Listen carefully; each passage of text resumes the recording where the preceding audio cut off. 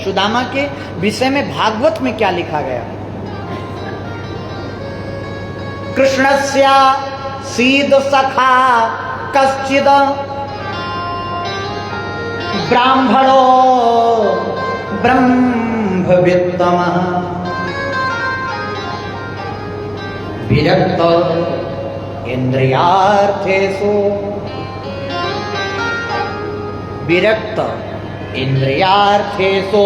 प्रशांतात्मा जितेन्द्रियः प्रशांतात्मा जितेन्द्रियः। क्या कहा? भगवान के परम मित्र कृष्णस्यासीद सखा,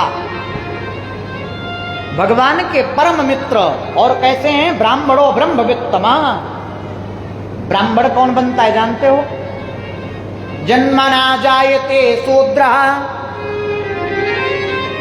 संस्कारात् द्विज उच्यते वेदाध्ययनो विप्रः ब्रह्म जानेति ब्राह्मणा। पैदा सब एक ही जगह से होते हैं और सबके घर में सूतक मनाया जाता है कि नहीं? पैदा होने के बाद चाहे ब्राह्मण हो, चाहे क्षत्रिय हो, चाहे वैश्य हो, कोई भी हो, जन्म से सभी शूद्र। शूद्र जाति का प्रयोग नहीं कर रहा, मैं वर्ण का प्रयोग कर रहा हूं। मैं जाति की बात कहीं करता ही नहीं। एक ही शरीर से सबकी उत्पत्ति हुई है, उसी ब्रह्मा जी के यहाँ से, उन्हीं मनु शतरूपा के द्वारा ही सब उत्पन्न हुए। लेकिन कर्म डिफरेंट हो गए, इसलिए उनके वर्णों को वर्ण व्यवस्था में बदल दिया। जाति व्यवस्था सनातन धर्म नहीं लाया, जाति व्यवस्था आप लोगों की देन है, सबकी है कि नहीं? और मैं तो कहता हूं कि जाति व्यवस्था को खत्म कर देना चाहिए, खत्म कर दो। सब लोग अपना अपना जो कर्म करना चाहो करो, मुद्दा क्यों बनाते हो? उधर वोटर लिस्ट में लिखाना भी है, उधर ये भी लेना है, वो भी लेना है इसके नाम पर, और उधर जो है महाराज ये भी करना है कि ऐसा नहीं ऐसा। अरे सबको बराबर करो, सरकार को कर देना चाहिए। प्रत्येक व्यक्ति के आगे से जाति हट जाए, क्यों रहे जाति? झंझट खत्म। जब कोई रोके तब बताना, जब कोई विरोध करे तब बताना, क्योंकि व्यक्ति का कर्म श्रेष्ठ है, जन्म श्रेष्ठ नहीं मानना। जन्म का क्या श्रेष्ठता भाई? यदि कोई दूसरी जाति का व्यक्ति दूसरे जगह से आता हो तो उसके श्रेष्ठता को मानो। जब एक ही मार्ग से सबको आना है, एक ही मार्ग से सबको जाना है, तो कर्म यदि अच्छा करोगे। हम बेशक ब्राह्मण कुल में पैदा हुए, लेकिन अभी दारू पीने लगे, मजरा पीने लगे, दुनिया के व्यभिचार करने लगे, आप हमें पूजोगे क्या? बोलो, पूजोगे नहीं ना? अभी सम्मान इसलिए करते हो, पूछते इसलिए हो कि हम अपने चरित्र में शुद्ध हैं, हम अपने ब्रह्मणत्ता में शुद्ध हैं, हम भगवान का भजन करते हैं, संध्या करते हैं, गायत्री करते हैं, नित्य पाठ करते हैं, तब आपके साथ बैठ करके यहाँ पुराणों का व्याख्यान कर रहे हैं। यदि नहीं करते होते तो कितने घूमते हैं बताओ? सबको बुला के बैठा लो, यहाँ बैठा सकते हो? नहीं ना? जो इस योग्य होगा, अधिकारी होगा, वही बैठता है। अब हमें कोई कह दे कि इंजेक्शन लगा दो पंडित जी, तो पंडित जी इंजेक्शन थोड़ी लगा पाएंगे, वो तो डॉक्टर ही लगाएगा। डॉक्टर का पद डॉक्टर का है। प्रत्येक व्यक्ति का अपना अपना कर्म क्षेत्र है। अब कोई सोचे कि हम उसके कर्म क्षेत्र में घुसकर वो कार्य कर लेंगे, करने का प्रयास तो करोगे प्यारे, लेकिन सक्सेस नहीं हो पाओगे और ना कभी कर्म कर सकते हो, है कि नहीं? इसलिए बड़ी अद्भुत बात है। सुदामा जी के विषय की चर्चा है। ब्राह्मणो ब्रह्मवित्तमः। देखिए, जब संस्कार होता है यज्ञोपवीत, तब द्विज बनता है। जब वेद पढ़ता है व्यक्ति, जब वेद पढ़ने के बाद जाता है तब क्या बनता है? विप्र। अब विप्र बनने के बाद जब वेद को पढ़ लेता है, भगवान के विषय में जान जाता है, भक्ति से सराबोर हो जाता है, परमात्मा को अपना सर्वस्व मान लेता है, परमात्मा का क्या स्वरूप है उसके चिंतन में डूब जाता है, तब उसको ब्राह्मण की संज्ञा मिलती है, तब वो ब्राह्मण बनता है। बोलो राधे राधे। अब सुदामा जी कौन है? ब्राह्मणो ब्रह्मवित्तमः। अरे ब्रह्म जिसका सखा हो, विचार करो, ब्रह्म जिसका सखा हो वो दरिद्र कैसे हो सकता है? वो भिखारी कैसे हो सकता है? और फिर विरक्त इंद्रियार्थेषु प्रशांतात्मा जितेंद्रिय। अब बताओ सुदामा जी के विषय में भागवत में क्या लिखा? विरक्त मतलब जिसको कुछ नहीं चाहिए, जिसकी इंद्रियां एकदम उनके बस में हो गई हो, जिसने काम क्रोध लोभ मद मोह मत्सर अविवेक अहंकार को जीत लिया हो, प्रशांत मन हो, जो 24 घंटे प्रसन्न मन से रहता है, एक ही चीज बोलता है, श्री कृष्ण श्री कृष्ण श्री कृष्ण। जिसके मन में परमात्मा का चिंतन चलता है, ऐसा सुदामा का जीवन। और उनके विषय में एक और भ्रांति फैलाई गई है कि सुदामा जी चना चोरी करके खा गए।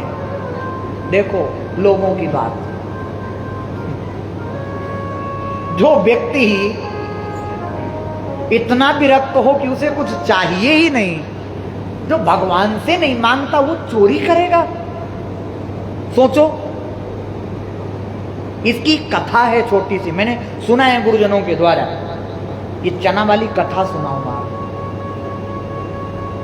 एक बार क्या हुआ, गुरु माता ने आश्रम में चने की पोटली बांध करके सुदामा को दी कि जाओ कृष्ण और सुदामा तुम दोनों वन में लकड़ी लेने जाओ और इसको खा लेना। इतने में दुर्वासा ऋषि का पदार्पण हुआ। किसका पदार्पण हुआ? दुर्वासा ऋषि। अब दुर्वासा ऋषि ने कहा माते भिक्षाम देहि, माते भिक्षाम देहि। अब उस चने के सिवा दूसरा कोई अन्न था ही नहीं आश्रम में। तो माता ने क्या कहा?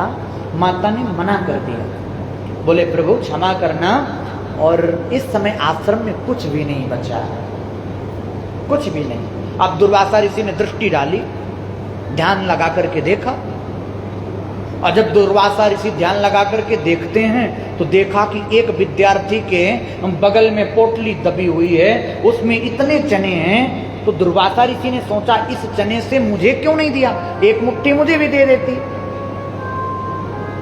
तो दुर्वासा ऋषि ने श्राप दे दिया, जाओ मैं श्राप देता हूं, जो भी इस चने का सेवन करेगा खाएगा वो हमेशा के लिए गरीब हो जाएगा। ये श्राप मिला। गए वन में दोनों, लकड़ी काटते रहे।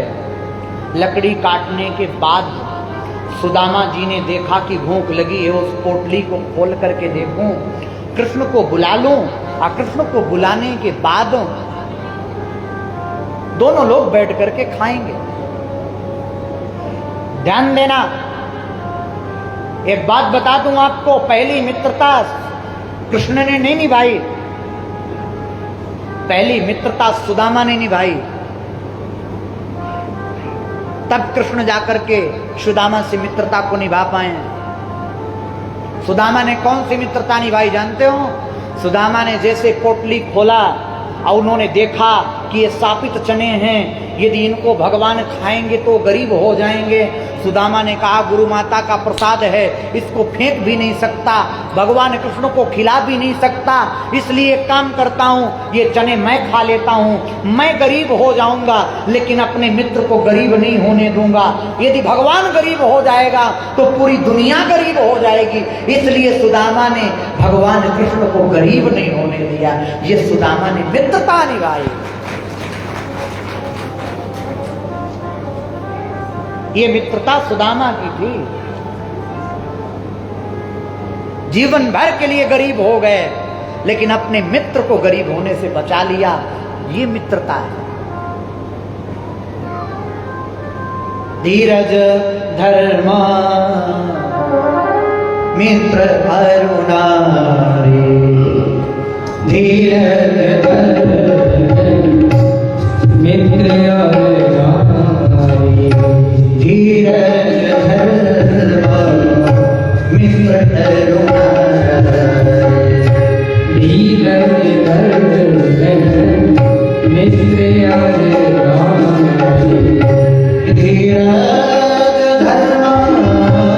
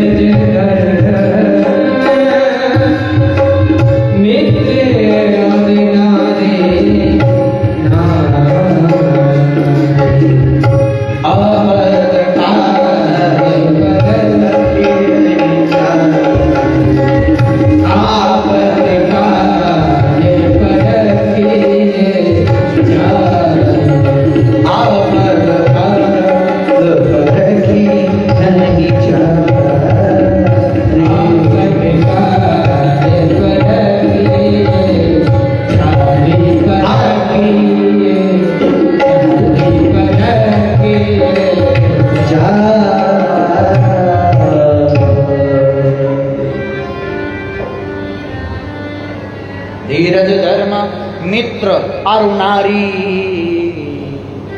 याद रखना, हमारे अंदर धैर्य कितना है, हमारा मित्र कौन है, हमारे अंदर धर्म कितना है, हम धर्म को कितना बचा सकते हैं। हमारे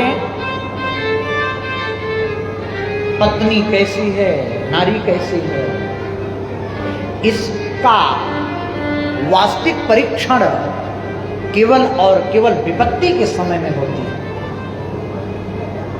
विपत्ति के समय में जो आपका साथ दे जाए, समझ लेना उससे बड़ा मित्र, उससे बड़ा हितैषी संसार में दूसरा कोई नहीं हो सकता। बोलो राधे राधे। महाराज, सुदामा जी ने अपनी मित्रता निभाई तो भगवान ने अपनी भी निभाई। गुरुकुल से गए, सुदामा जी का विवाह हुआ। धर्मपत्नी का नाम क्या है? सुशीला। यथा नाम तथा गुण। 3 दिन तक सुदामा जी के घर में अन्न का दाना नहीं होता था, इतनी गरीबी। लेकिन वो सुदामा फिर भी अपने मुखमंडल को कभी उदास नहीं करते थे। गरीबी में भी एक ही नाम रखते थे, श्री कृष्ण श्री कृष्ण श्री कृष्ण। इसके अलावा दूसरा कोई नाम नहीं रटा सुदामा ने। 24 घंटे अनरवत केवल भगवान के चिंतन में सुदामा लगे रहते थे। ये जीवन का परम कर्तव्य। महाराज कथा करते, कीर्तन करते, जो मिल जाता उससे जीवन यापन करते। कभी कोई 1 मुट्ठी दे देता, कभी कोई 2 मुट्ठी दे देता। कीर्तन के बाद जो भी मिलता, कथा के बाद जो भी मिलता। परम विद्वान ब्राह्मण हैं। विचार करो कि जिन गुरु से कृष्ण ने पढ़ा, उन्हीं गुरु से सुदामा ने भी पढ़ा। भूत भविष्य वर्तमान सबको जानने वाले हैं सुदामा जी। लेकिन महाराज संतोष इतना कि कभी किसी से कुछ मांगे नहीं। सुखदेव जी वर्णन करते हैं, राजन ध्यान लेना, जब गरीबी आती है तो बड़ी परीक्षा होती है गरीब की। सत्य कह रहा हूं। आपके पास यदि धन नहीं है ना, तो यदि आपकी कोई मदद भी किया होगा तो सुना जरूर देगा एक दिन।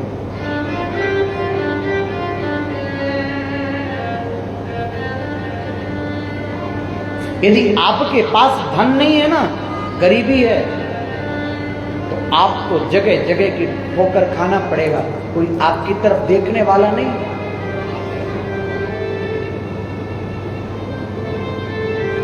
ये मैं कोई किताबी बात नहीं बता रहा हूं, बड़ी प्रैक्टिकल बात बता रहा हूं।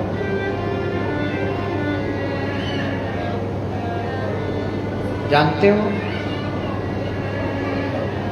सभी होते हैं रिश्तेदार जब पैसा पास होता है, अब बिगड़ जाता गरीबी में वो रिश्ता जो सबसे खास होता है।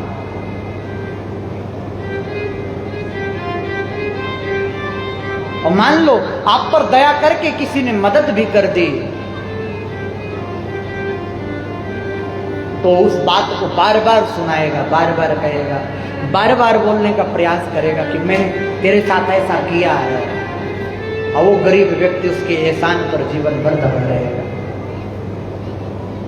इसलिए परमात्मा से प्रार्थना करना कि प्रभु इस कलयुग में गरीब मत बनाना, क्योंकि कलयुग में गरीबी का मजाक छोड़ करके कुछ नहीं उड़ता। और कलयुग में यदि गरीब वास्तविक सच्चा प्रेमी भी होना तो उसके प्रेम पर भी शक किया जाएगा कि अरे ये क्या करेगा, ये पैसे के लिए हमसे जुड़ा हुआ है, ये धन के लिए हमसे जुड़ा हुआ है। आपके पास कुछ ना हो, आप अमीर व्यक्ति से जुड़ जाओ, वो व्यक्ति से चाहे आप निश्चल प्रेम करो, निश्चलता से आप उसको चाहो, लेकिन फिर भी उसके मन में ये हो ही जाएगा कि इसके कुछ नहीं है, ये धन के लिए जुड़ा है, इसके पास धन आएगा तो ये बदल जाएगा। ये सत्यता की बात है। इसलिए इस संसार में गरीब का यदि कोई है तो परमात्मा है, दुर्बल का कोई है तो ईश्वर है, उसके अलावा कोई नहीं है।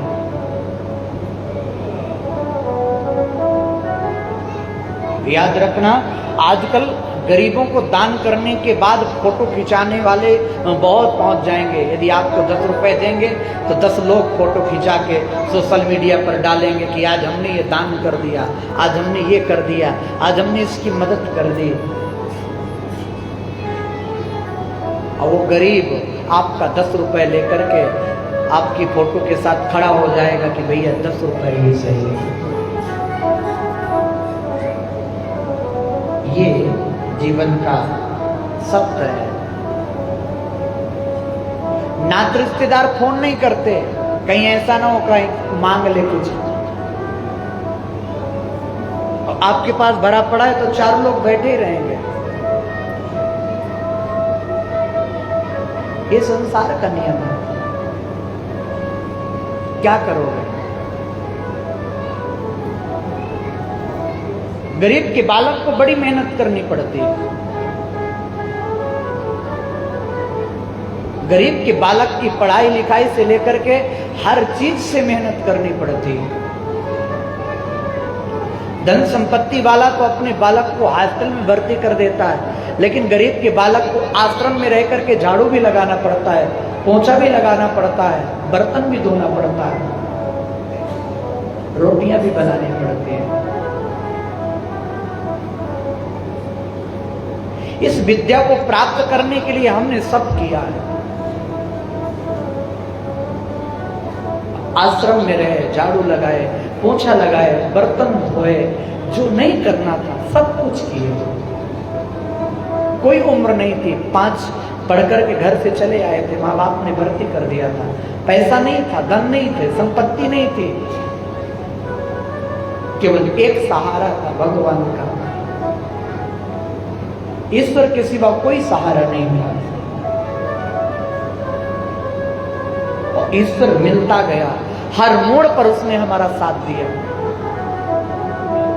अब आप बीती बता रहे हैं, हर मोड़ पर साथ दिया।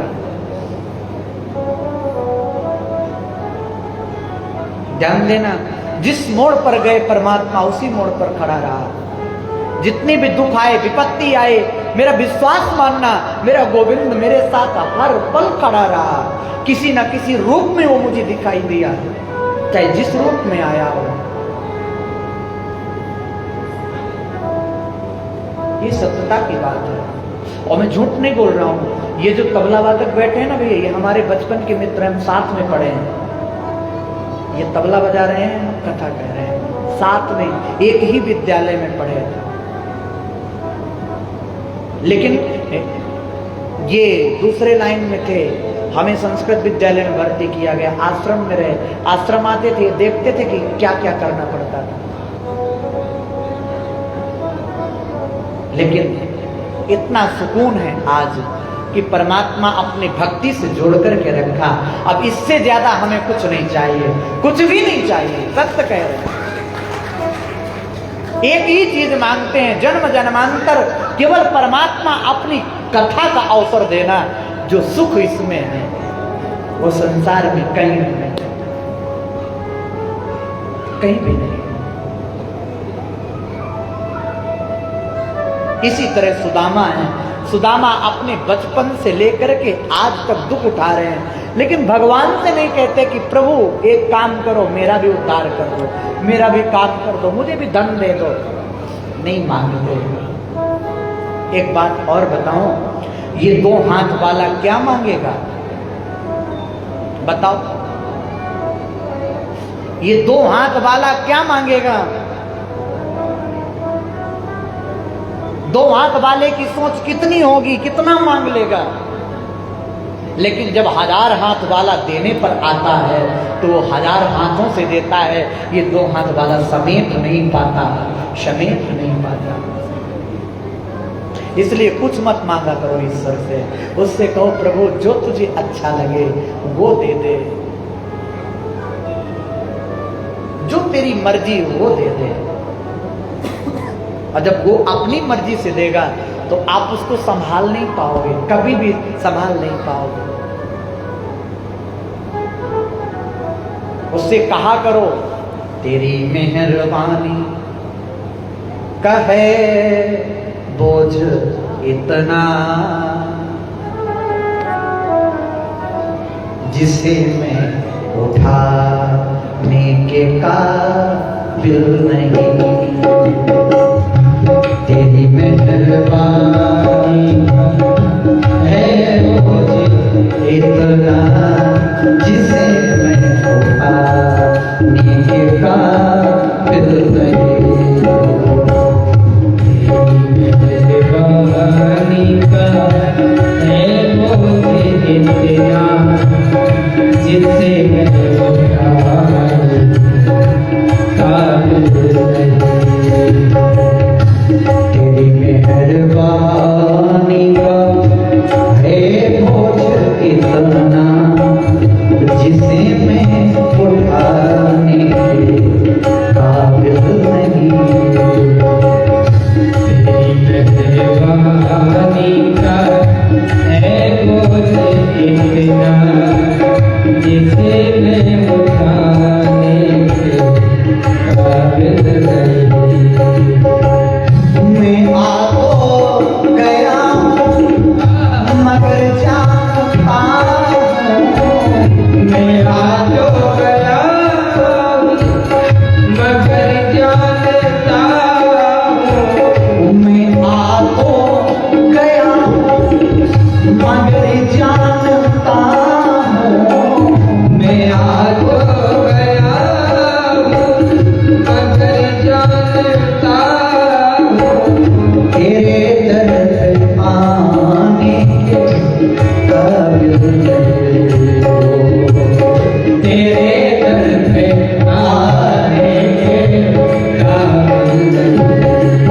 ओ तेरी मेहरबानी का है बोझ इतना, जिसे मैं उठाने के काबिल नहीं। जिसे मैं उठाने के काबिल नहीं। प्रार्थना करो भगवान से।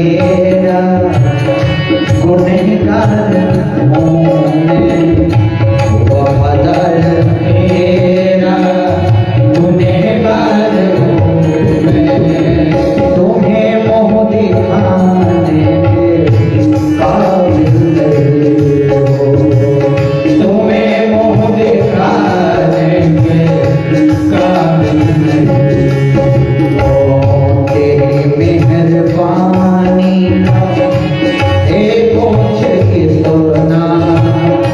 जिसे मैं को पाने के काबिल नहीं हो, जिसे मैं उठाने के काबिल नहीं। हरि बोल।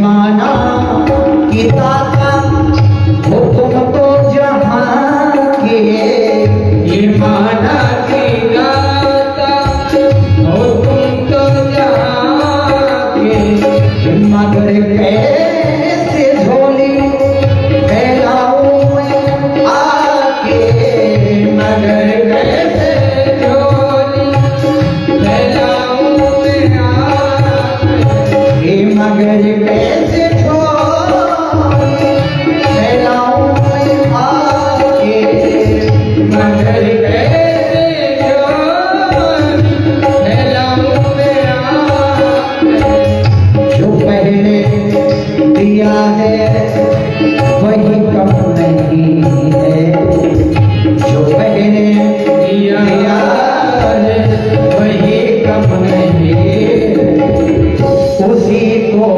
पाने के काबिल नहीं हो, हाँ उसी को पाने के काबिल नहीं हो। मैं आ तो गया हूँ मगर जानता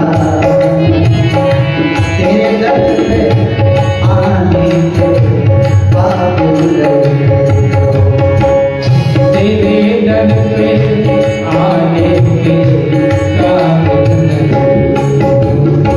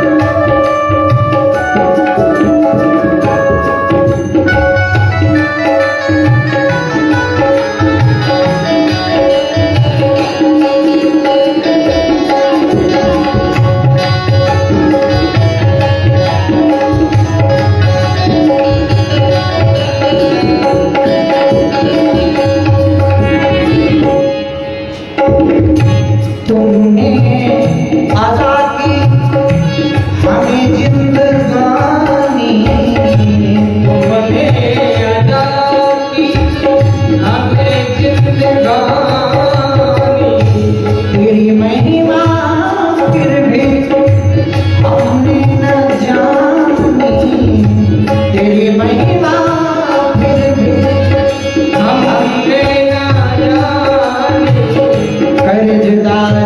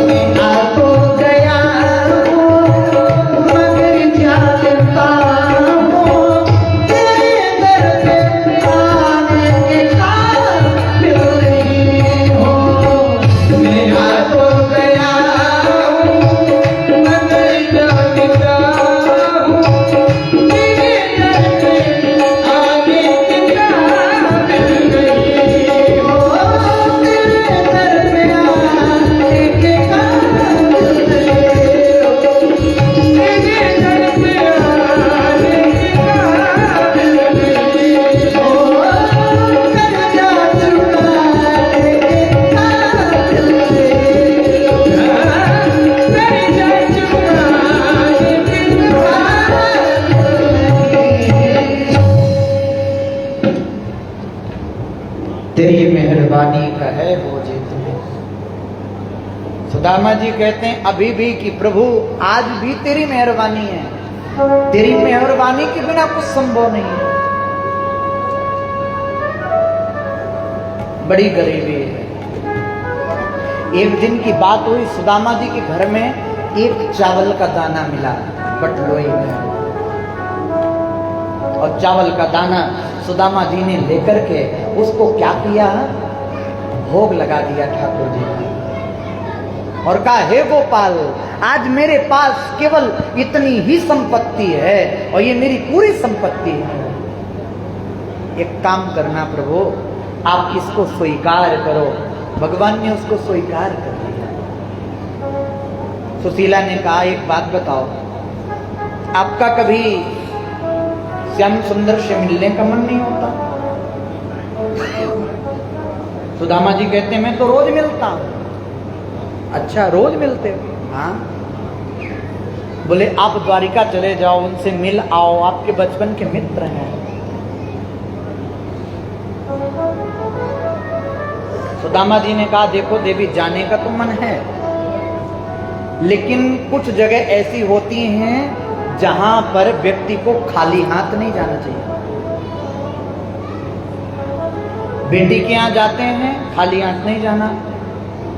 कथा में जाओ, कीर्तन में जाओ, सत्संग में जाओ, भगवान के मंदिर में जाओ, गुरु जी के यहाँ जाओ, मित्र के यहाँ जाओ, खाली हाथ मत जाओ, कुछ ना कुछ लेके जाओ। अब मुझे मित्र से मिलने जाना है, मेरे पास कुछ भी नहीं है। 4 घरों से 4 मुट्ठी चावल मांग कर के सुशीला एक पोटली पर बांध देती। याचित्वा चतुर्मुष्टि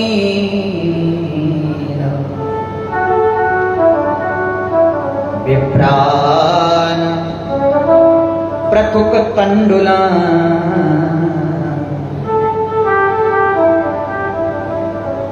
4 मुट्ठी चावल मांग करके लाई। एक फटे हुए कपड़े को सिल करके गूंथ करके सुशीला भाव पिरोती, कहती हे गोपाल देख लेना, मेरे घर में अपना एक कपड़ा भी नहीं है, ये मेरे घर के चावल भी नहीं है, सब अलग अलग घर से हैं, मांग के लाई। मेरा पति आएगा तुमसे कुछ मांगेगा नहीं, लेकिन तुम उसको धन संपत्ति दे देना, उसके पास खाने के लिए नहीं। सुदामा जी पोटली दबा करके द्वारिका की तरफ बढ़ पड़े, और जब जाने लगे तो रास्ता भटक गए। कहां ढूंढूं घनश्याम तुम्हें? जाना था मथुरा, पहुंच गए काशी। घनश्याम तुम्हें ढूंढने जाए कहां कहां, अपनी विरह की यादों दिलाए कहां कहां। हे प्रभु कहां ढूंढूं आपको? सुदामा जी गए, रास्ते में एक नदी पड़ी। विचार किया कि अब लगता है भगवान से मिलना भी असंभव हो जाएगा। भूख लगती है, प्यास लगती है, जिंदगी अब उदास लगती है। कैसे आऊं द्वारिका तेरी,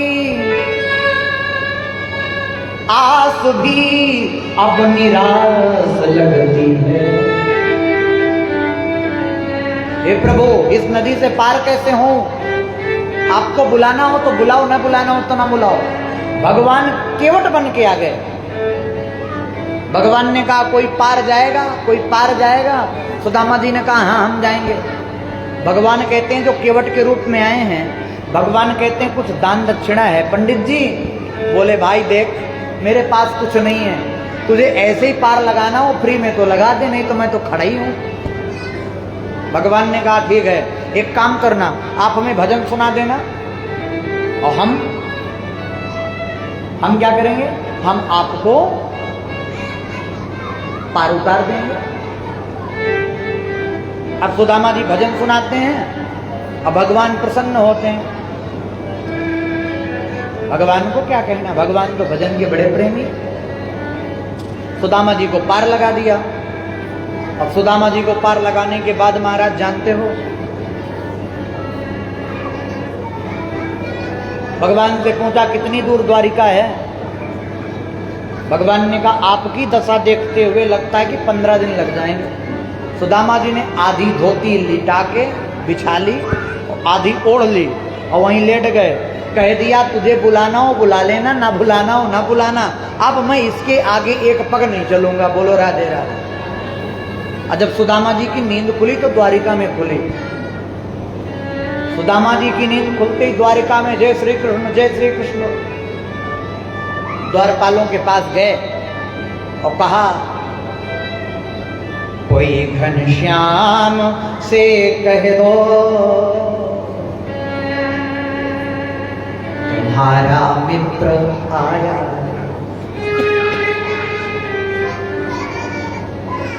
कोई घनश्याम से कह दो तुम्हारा मित्र आया। रहे हैं साथ में कुछ दिन, रहे हैं साथ में कुछ दिन, वही फरियाद लाया। सुदामा नाम है मेरा, सखा घनश्याम है मेरा। सुदामा नाम है मेरा, सखा घनश्याम है मेरा। न घबराओ कहो जाकर, न घबराओ कहो जाकर, तुम्हारा यार आया है, तुम्हारा यार आया है।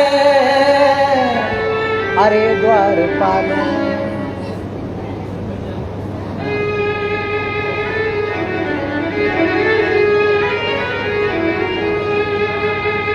देखो देखो ये गरीबी, ये गरीबी कहाँ। कृष्ण के दर पे विश्वास लेके आया।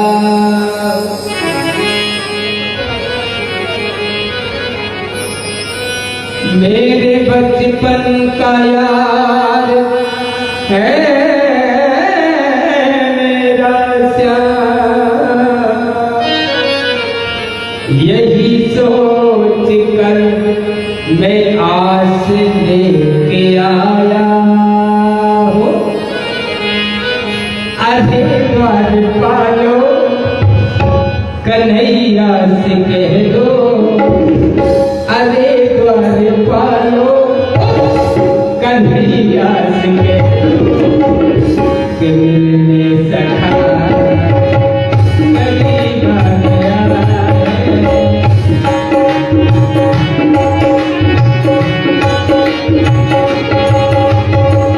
भटकते भटकते न जाने कहाँ से, भटकते भटकते न जाने कहाँ से, मिलने सखा नसीबा गया। मिलने सखा नसीबा गया।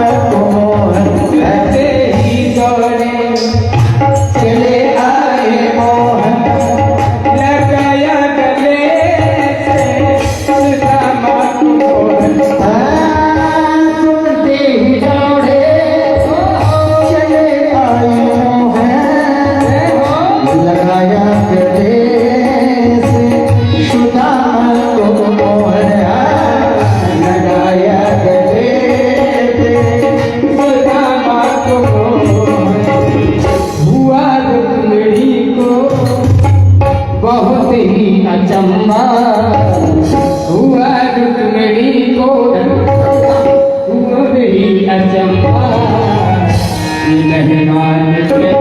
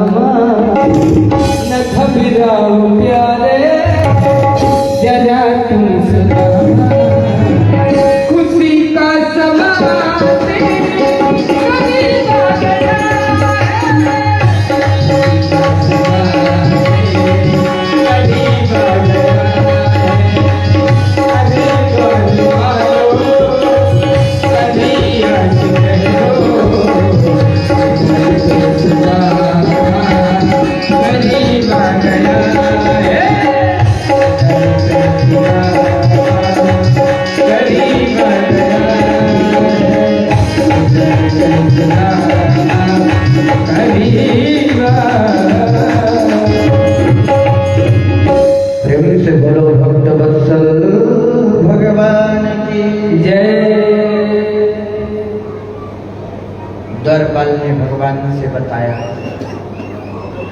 कि आपका मित्र आया है। भगवान दौड़ पड़े, दौड़ करके गए। भगवान सुदामा को राज सिंहासन पर बैठाए,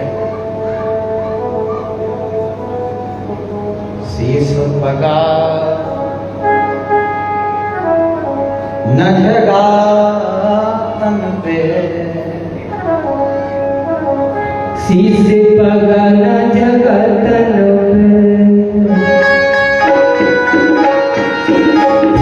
शीश पगा न जगा तन पे, बुझाने को आई बसो गई ब्रह्मा, होती भटके सिर के धोपटे हर पाया वो पाना सकी नहीं, होती भटके सिर के धोपटे हर पाया वो पाना सकी नहीं।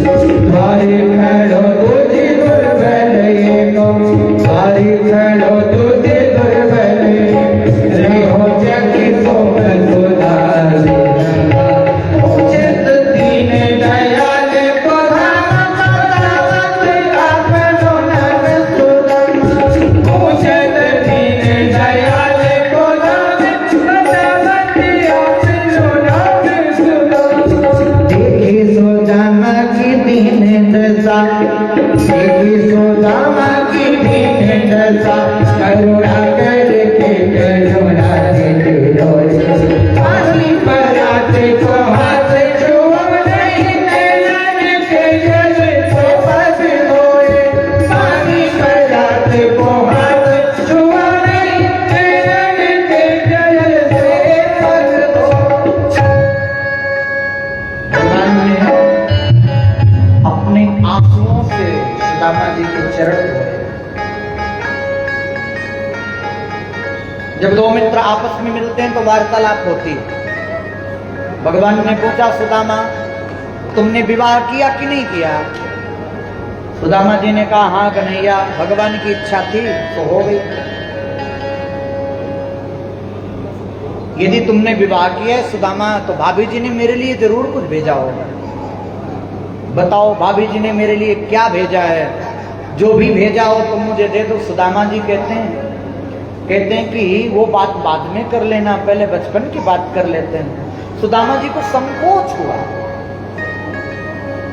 संकोच इस बात का कि रानी पटरानियां सब खड़ी हैं, बड़े बड़े राजाओं के घर की, और मेरी यदि गरीब की पोटली दिखाई जाएगी तो उसका कोई अस्तित्व नहीं रहेगा। और वैसे भी समाज में गरीब की कोई वैल्यू नहीं होती है कि नहीं? सुदामा जी विचार करते हैं, कहाँ त्रिभुवनपति, कहाँ बड़ी बड़ी रानी पटरानियां, ये गरीब के चावल, गरीब के तंडुल, ये कैसे स्वीकार करेंगे? मान लो कृष्ण स्वीकार भी कर ले तो ये रानी पटरानियां मेरे कृष्ण का मजाक बनाएंगी, वो बहास उड़ाएंगी। इसलिए सुदामा जी पोटली छिपा रहे हैं। लेकिन भगवान तो गरीबों के सबसे ज्यादा होते हैं। भगवान ने सुदामा जी के बगल से पोटली खींच ली और सुदामा जी को दिखा दिया कि देख, मैं गरीब और अमीर में अंतर नहीं करता, भेदभाव नहीं करता।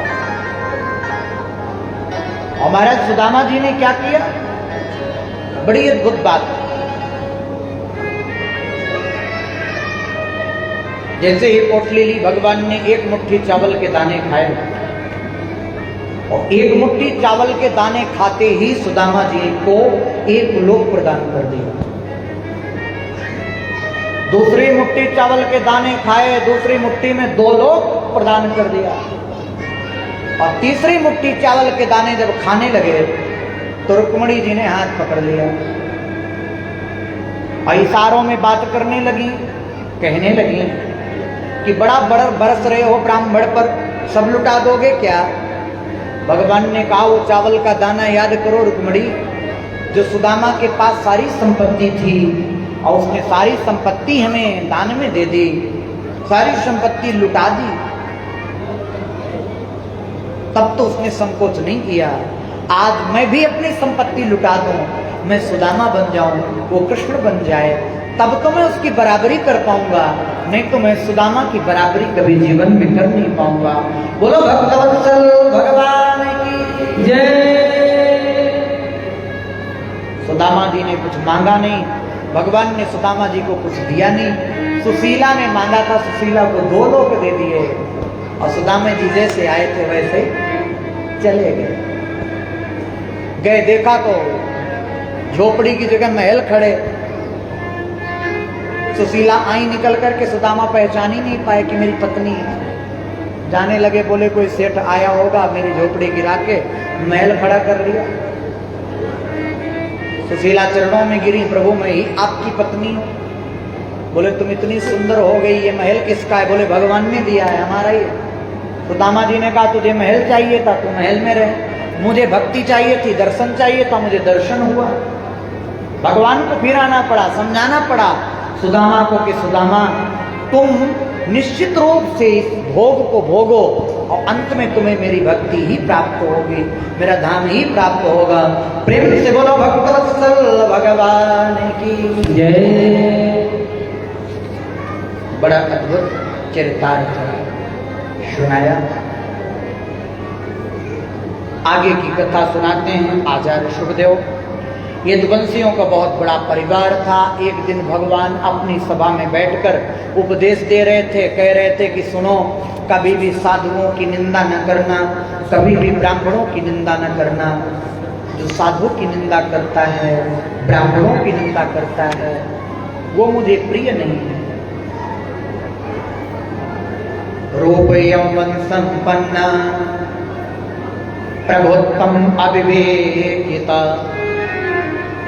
एकैकमप्यनर्थाय किमु यत्र चतुष्टयम्। भगवान समझाते हैं अपने बाल गोपालों को, अपने वंश को। भगवान कहते हैं सुनो, जो रूपवान हो, यौवन में संपन्न हो, धन संपत्ति हो, उसके बिगड़ने के ज्यादा आसार होते हैं। तुम कभी भी संत ब्राह्मणों की निंदा नहीं करना, उनका उपहास नहीं उड़ाना। लेकिन विनाश काले विपरीत बुद्धि, यदुवंशियों की बुद्धि बिगड़ चुकी थी, विनाश का समय था। उन्हें भगवान कृष्ण की बात समझ में नहीं आई और वो कहने लगे कि आजकल पिताजी को पता नहीं क्या हो गया, उपदेश ही देते रहते, उपदेश ही देते रहे। और प्रभास क्षेत्र में, द्वारिका में संत आए, बड़े बड़े संत। विश्वामित्रो असितः कंडो दुर्वासा भृगु अंगिरा कश्यपो वामदेवो अत्र वशिष्ठो नारदादया। विश्वामित्र दुर्वासा आदि ऋषि है, तो सांब के कपड़ा बांध करके पेट में और साड़ी पहना करके, जानते हो, लेकर के गए सारे यदुवंशी और पूछते हैं कि बाबा एक बात बताओ, इस बहू के बेटा होगा कि बेटी? दुर्वासा ऋषि ने श्राप दे दिया, जाओ तुम संतों का उपहास करना चाहते हो, ब्राह्मणों का उपहास करना चाहते हो, तो न इसके बेटा होगा न बेटी होगी, इसके एक मूसल होगा और उसी से यदुवंशियों का विनाश हो जाएगा। श्राप लग गया, सारे यदुवंशी डर गए। जब मूसल निकला तो मूसल को पीस करके समुद्र में डलवा दिया, एरका नाम की घास बन करके उग आया। यदुवंशियों में युद्ध प्रारंभ हो गया, एक दूसरे को मारने लगे। मारते मारते महाराज समुद्र के किनारे पहुंच गए और समुद्र के किनारे उसी घास को उखाड़ उखाड़ के मारते वो तलवार का काम करती। देखते देखते सारे यदुवंशी समाप्त हो गए। एक बहेलिया उसी लोहे के मूसल को अपने तीर पर सजा करके भगवान प्रभास क्षेत्र में अर्धसैनावस्था पर हैं, तो भगवान के जो चरण कमलों पर पद्म का निशान है, निशाना लगा करके बहेलिया मारता है और भगवान के चरण कमलों में भी बाण लग जाता है। भगवान के साथ दो लोग थे, उद्धव और दारुक। उद्धव को भगवान ने ज्ञान दिया और उद्धव को भेज दिया, और भगवान ने दारुक को भी ज्ञान दिया, भेज दिया। अर्जुन बचा, अर्जुन के लिए कहा कि जाओ अर्जुन, मेरे जाते ही द्वारिका डूब जाएगी, मेरी रानी पटरानियों को लेकर के तुम चले जाओ। और अर्जुन रानी पटरानियों को द्वारिका से निकालकर जाने लगे। भगवान स्वयं भील बन करके आए और उन रानियां पटरानियों को लूट करके चले गए। इसीलिए कहते हैं पुरुष बली नहीं होते, समय होत बलवान, भिल्लन टूटी गोपिका वही अर्जुन वही बाण, भिल्लन लोटी गोपिका वही अर्जुन वही बाण। याद रखना, व्यक्ति बड़ा नहीं होता, व्यक्ति का समय बड़ा होता है। जब समय परिवर्तित हो जाता है तो महाराज एक गरीब भी अमीर बन जाता है, उसके पीछे पीछे भी लोग घूमने लगते हैं। यदि समय परिवर्तित हो जाए तो महाराज राजा भी रंग बन जाता है, उससे भी कोई नहीं पूछता। इसलिए कभी भी जीवन में अपने वक्त पर इतराना नहीं चाहिए। जब जैसा वक्त आए उस वक्त पर वैसा कार्य करना चाहिए। जो वक्त पर इतराते हैं, अपने वक्त का गुमान करते हैं, तो महाराज उसका भी वक्त बिगड़ने में देर नहीं लगती। वक्त किसी के हाथ में नहीं है। इसीलिए जितना समय मिला है उतना केवल और केवल भगवान का भजन करो। दुर्लभो मानुषो देहो देहिनाम क्षण भंगुर तत्रापि दुर्लभम मन्ये वैकुंठ प्रिय दर्शनम। प्रत्येक व्यक्ति का एक ही कर्तव्य है मानव जीवन में, भगवान का भजन करो, भगवान की प्राप्ति करो, ईर्ष्या द्वेष मद मत्सर अहंकार छोड़ करके परमात्मा के चरणों में लग जाओ, बस इसके अलावा कोई दूसरा धर्म नहीं। आचार्य सुखदेव कलयुग का वर्णन करते हैं 12 स्कंध में, बड़ा अद्भुत वर्णन है। जानते हो कलयुग में क्या करना चाहिए क्या नहीं करना चाहिए, इसका वर्णन करते हैं।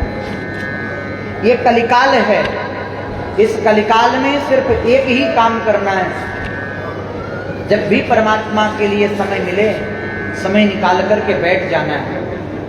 कलयुग में करोड़ों दुर्गुण भरे पड़े हैं, दुर्गुण ही दुर्गुण है, लेकिन एक गुण है। कौन सा? कलयुग केवल नाम आधार, कलयुग केवल नाम आधार, कलयुग केवल नाम आधार, कलयुग केवल नाम आधार,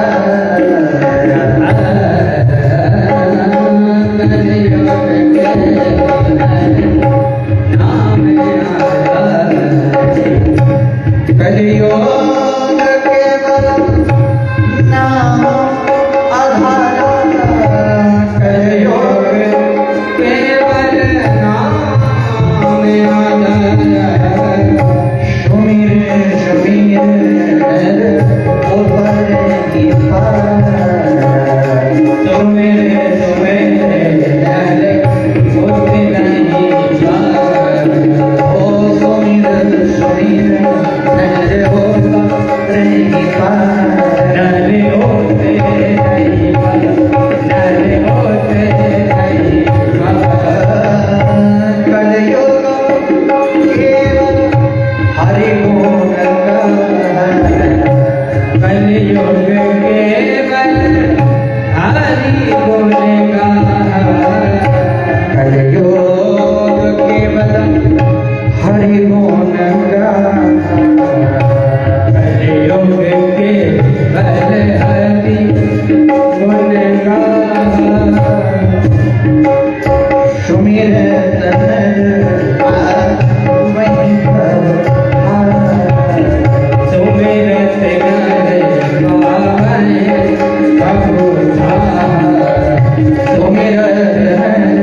पावन प्रभु धार, सुमिरत नर पावन प्रभु धार, सुमिरत नर पावन प्रभु धार,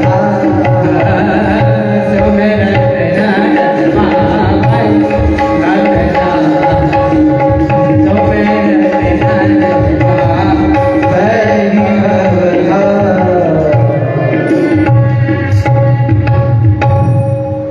याद रखना प्यारे, बड़ी अद्भुत बात, इस कलिकाल में केवल भगवान का नाम आपके साथ जाएगा, इसके अलावा कोई मार्ग नहीं है। इसलिए आप भगवान के नाम से जुड़े रहें, परमात्मा के नाम का गुणानुवाद करते रहें, गोविंद का चिंतन करते रहें, इससे ज्यादा कोई दूसरा कार्य नहीं है। इसलिए आप सब लोगों से प्रार्थना है कि सबको भूल जाना, लेकिन ईश्वर को नहीं भूलना, मेरे गोविंद को नहीं भूलना। क्योंकि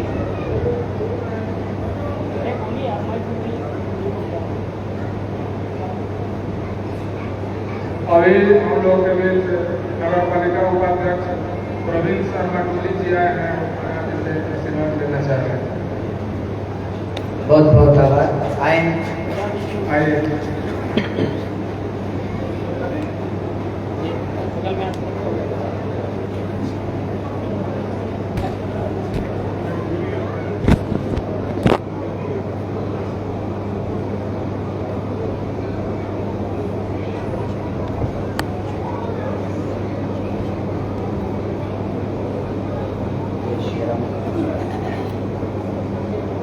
अमीर उधर खड़ा होगा दोस्त उसमें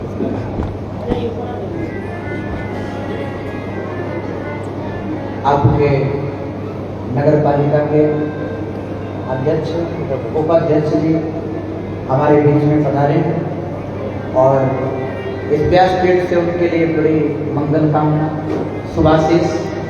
आप नित्य निरंतर नई ऊंचाइयों को छुएं और जन सेवा पर लगे रहें तत्परता के साथ।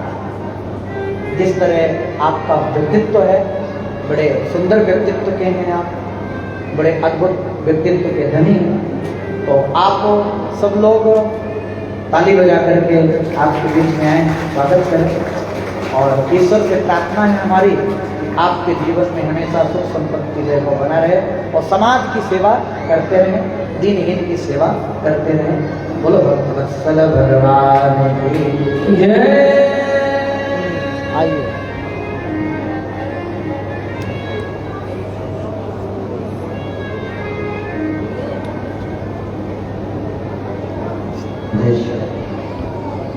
और मैं आप सब लोगों के बीच में फिर कथा को शुभारंभ करूं। छोटा सा एक ही बात कहूंगा अंत समय में।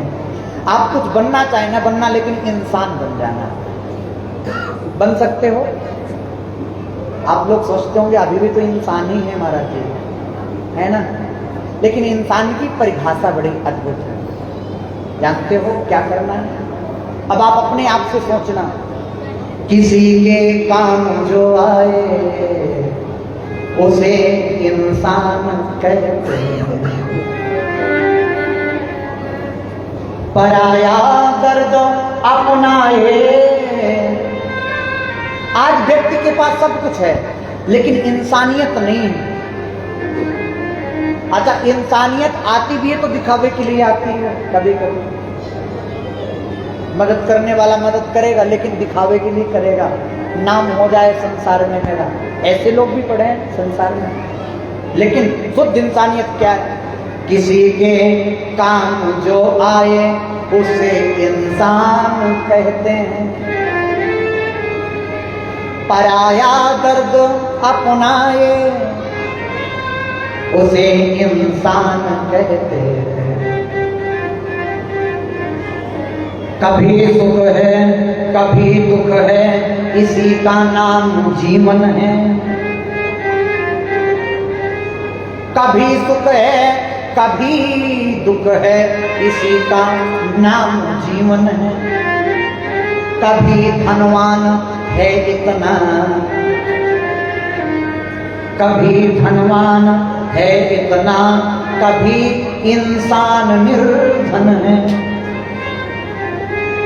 जो मुश्किल में न घबराए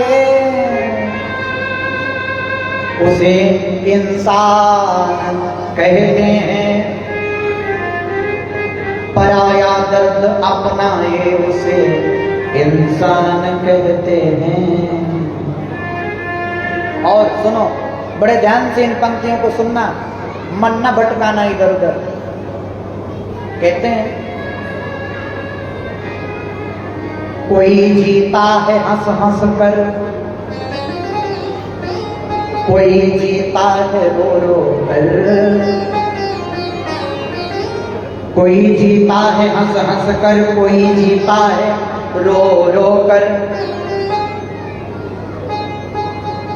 जो मुश्किल में न घबराए उसे इंसान कहते हैं।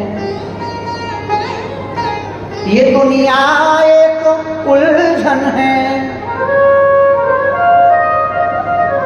ये दुनिया एक उलझन है। कभी धोखा कभी ठोकर, कोई जीता है हंस हंस कर, कोई जीता है रो रो कर। जो मुश्किल में न घबराए, जो गिर कर फिर संभल जाए उसे इंसान कहते हैं। और यूं भरने को तो दुनिया में पशु भी पेट भरते हैं, यूं भरने को तो दुनिया में पशु भी पेट भरते हैं। लेकिन वही इंसान का दिल है जो नर परमार्थ करते हैं। जो रोटी बांट कर खाए, जो रोटी बांट कर खाए, उसे इंसान कहते हैं। इंसान बन जाना और कुछ करना चाहे नहीं। और एक बात और कहूंगा अंतिम में, भगवान से प्रार्थना करना कि महाराज आपका हमारा प्रेम कभी न बदले। ओ दाता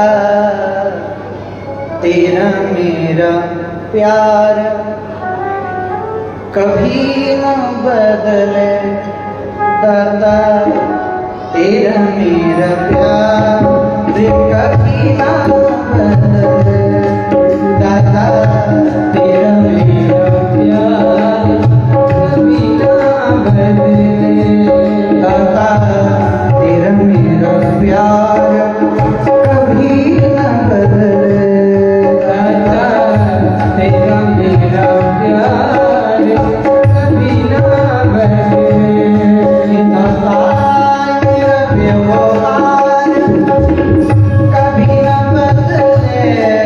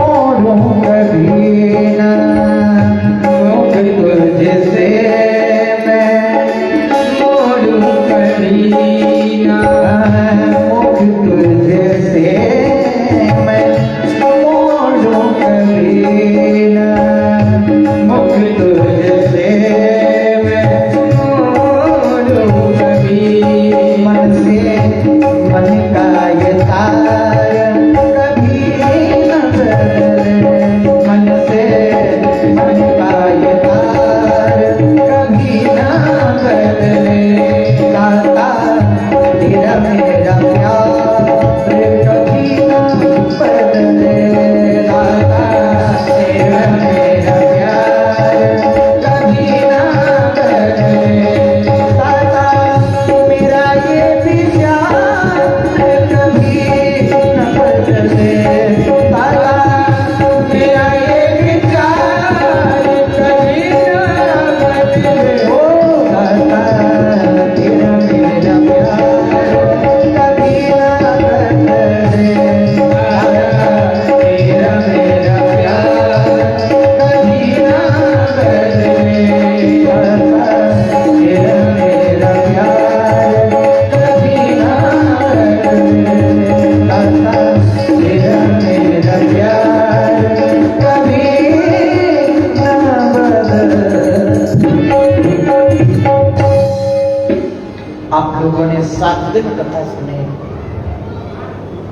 मैंने भी अपनी टूटी फूटी वाणी से जितना ज्ञान है, परमात्मा ने जितना विवेक दिया, बुद्धि दी, कभी न हो नहीं चतुर कहावो, मति अनुरूप राम गुण गावो, आपको कथा सुनाया मेरी वाणी के द्वारा। यदि आप किसी को भी थोड़ी से भी कष्ट हुआ हो, मेरी कोई ऐसी वाणी निकली हो जो आपको प्रिय न लगी हो, उसके लिए मैं आप सबसे क्षमा प्रार्थी हूँ। आप सब मुझे अपना समझ करके क्षमा करना। और अंत में एक ही बात कहूँगा, सितारों को आंखों में महफूज रखना, और रहा दिन तो फिर रात होगी। चला जा रहा निरंतर समय, चला जा रहा निरंतर समय, और रही जिंदगी तो मुलाकात होगी, रही जिंदगी को मुलाकात होगी। और एक बात और कहूँ, जो जुदाई दे रहा हो, जो जुदाई दे रहा हो,